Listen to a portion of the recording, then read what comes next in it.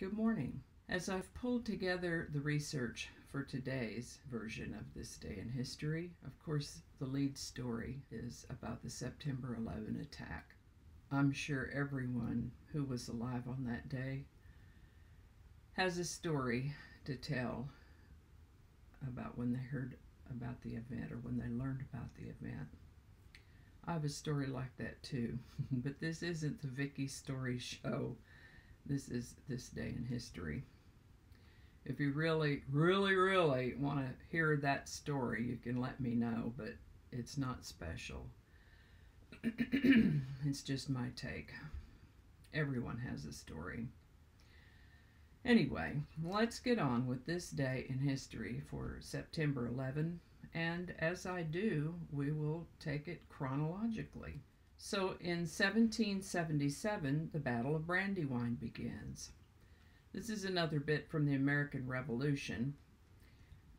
On September 11, 1777, General Sir William Howe and General Charles Cornwallis launched a full-scale British attack on General George Washington at the Patriot outpost at Brandywine Creek near Chadds Ford in Delaware County, Pennsylvania, on the road linking Baltimore to Philadelphia. The British had 18,000 troops, and they split up in an attempt to surround the Continentals. And on that foggy morning, they did a pretty good job. The Continentals were surprised to find British in the front and in the back.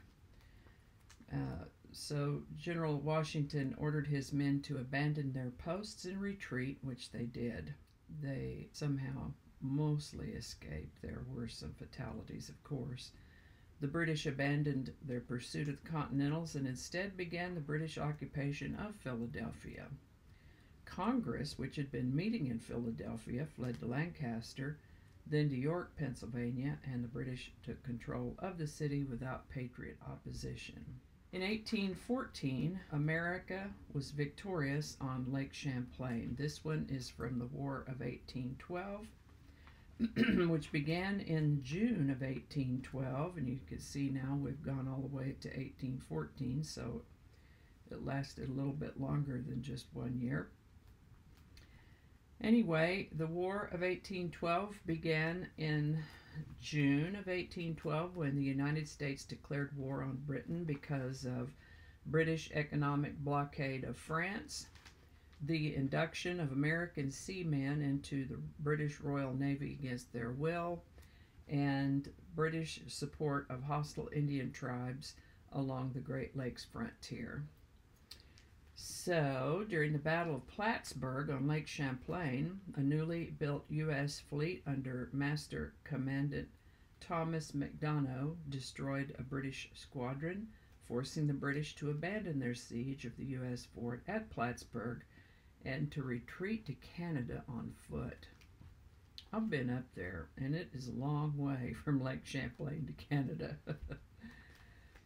Anyway, in 1816, Carl Zeiss, German scientific instrument and lens maker, was born in Weimar, German Confederation. He died in 1888. Zeiss is a famous name among scientific lenses. I first became familiar with that name in the operating room, where the surgeon that I worked for used a Zeiss zoom. Carl Zeiss, still in business today, and that's amazing. 1851, the Christiana Riot. In Christiana, Pennsylvania, a group of African Americans and white abolitionists skirmished with a Maryland posse intent on capturing 4 fugitive slaves hidden in the town. In February 1793, Congress had passed the first fugitive slave law requiring all states, including those that forbade slavery, to forcibly return slaves who had escaped from other states to their original owners. The law stated that no person held to service of labor in one state under the laws thereof, escaping into another, shall be consequently law or regulation or any discharge for such service of labor, which shall be delivered without blame of party to whom such service of labor may be due. As northern states abolished slavery, most relaxed enforcement of the 1793 law, and many passed laws ensuring fugitive slaves a jury trial. Several northern states even enacted measures prohibiting state officials from aiding in the capture of runaway slaves or from jailing the fugitives. This disregard of the first fugitive slave law enraged southern states and led to the passage of a second fugitive slave law as a part of the Compromise of 1850 between North and South. Fugitive slaves circumvented the law through the Underground Railroad, a network of persons, primarily free African Americans, who helped fugitives escape to freedom in the northern states or Canada. In 1857, Mormons and Paiutes murdered 120 immigrants at Mountain Meadows. Historical accounts differ, but the conflict with the wagon train of immigrants from Missouri and Arkansas apparently began when the Mormons refused to sell the train any supplies. Some of the immigrants began to commit minor depredations against Mormon fields, abuse local Paiute Indians, and taunt the Mormons with reminders of how the Missourians had attacked and chased them out of the state during the 1830s. Angered by the immigrants' abuse and fired by zealous passion against the growing tide of invading Gentiles, a group of Mormon guerrillas from around Cedar City decided to take revenge. Cooperating with the group of Paiute Indians who had already attacked the train on their own initiative, the Mormon guerrillas initially pretended to be protectors. The guerrillas persuaded the immigrants that they had convinced the Paiutes to let them go if they would surrender their arms and allow the Mormons to escort the wagon train through the territory. But as the train again moved forward under the Mormon escort, a guerrilla leader gave a prearranged signal, and the Mormons opened fire on the unarmed male immigrants while the Paiutes reportedly murdered the women. Later accounts suggested that some Mormons had only fired in the air while others killed as few of the immigrants as they could. But when the shooting stopped in Mountain Meadows, 120 men and women were dead. Only 18 small children were spared.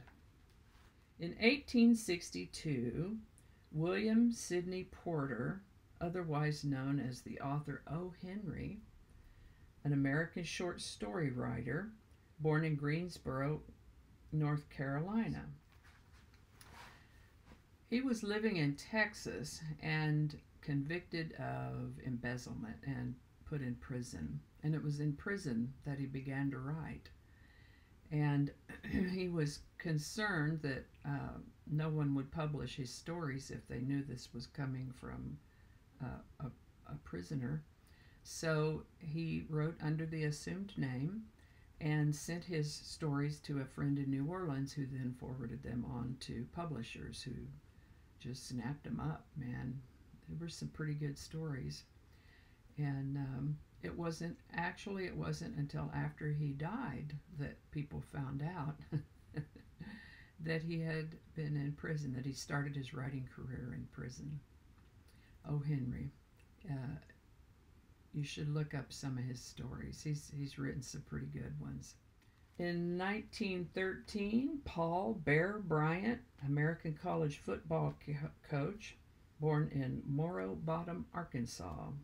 In 1917, Ferdinand Marcos, President of the Philippines from 1965 to 1986. He was born in the Philippines. In 1921, silent film star Fatty Arbuckle was arrested for murder. He was a silent film era performer at the height of his fame, and he was arrested in San Francisco for the rape and murder of aspiring actress Virginia Rapp. It is that he and a couple of friends of his had taken a vacation and checked into a hotel in San Francisco and partied, perhaps a bit vigorously, in their hotel suite with some young women. Miss Rapp died a few days later due to internal injuries, and one of her friends brought forth the accusation that Arbuckle had raped Miss Rapp. I suspect that the actual facts of the event are somewhere in the middle. And after two mistrials, The jury in Arbuckle's third trial found him not guilty and even issued an apology. Despite this ultimately favorable outcome for Arbuckle, the U.S. film industry nevertheless temporarily banned him. He subsequently attempted to come back and even directed several films under the pseudonym William B. Goodrich, but his career never fully recovered, and he struggled from alcoholism. He died of heart failure at age 46 in June of 1933 in New York City. 1924, Tom Landry, American NFL player and coach, was born in Mission, Texas. In 1940, Hitler focuses east, sends troops to Romania. Adolf Hitler sent German Army and Air Force reinforcements to Romania to protect oil reserves and to prepare an Eastern Reserve base of operations for further assaults into the Soviet Union. In 1940, Brian De Palma, film director, born in Newark, New Jersey. In 1945, Leo Kottke, American guitarist, born in Athens, Georgia. That guy can play some guitar now. Leo Kottke. In 1965, 1st Cavalry Division, Air Mobile, begins to arrive in South Vietnam and at Quy Nhon, bringing U.S. troop strength in South Vietnam to more than 125,000. In 1965, Bashar al-Assad, president of Syria, was born in Damascus, Syria. In 1965, Moby, American musician, was born in Harlem, New York. In 1967, Harry Connick Jr., the singer, was born in New Orleans, Louisiana. Big day for musical birthdays. In 1971, Donny Osmond was 13 years old when he earned his first solo and second overall #1 hit with Go Away, Little Girl. It's in my head, but I'm not going to sing it. In 1971, Nikita Khrushchev dies. Former Soviet leader Nikita Khrushchev, one of the most significant figures of the Cold War and certainly one of the most colorful, dies on September 11, 1971. During the height of his power in the late 50s and early 60s, Khrushchev was involved in some of the most important events of the Cold War.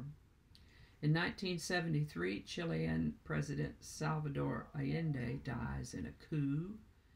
In 1987, the thriller Fatal Attraction, about a married man who has a fling with a woman who then becomes obsessed with him and stalks his family, premieres in U.S. theaters on September 11, 1987. 2001, the attack on America. At 8:45 a.m. on a clear Tuesday morning, an American Airlines Boeing 767 loaded with 20,000 gallons of jet fuel crashes into the North Tower of the World Trade Center in New York City. 18 minutes after the first plane hit, a second Boeing 767, United Airlines Flight 175, appeared out of the sky, turned sharply toward the World Trade Center, and sliced into the tower at about the 60th floor.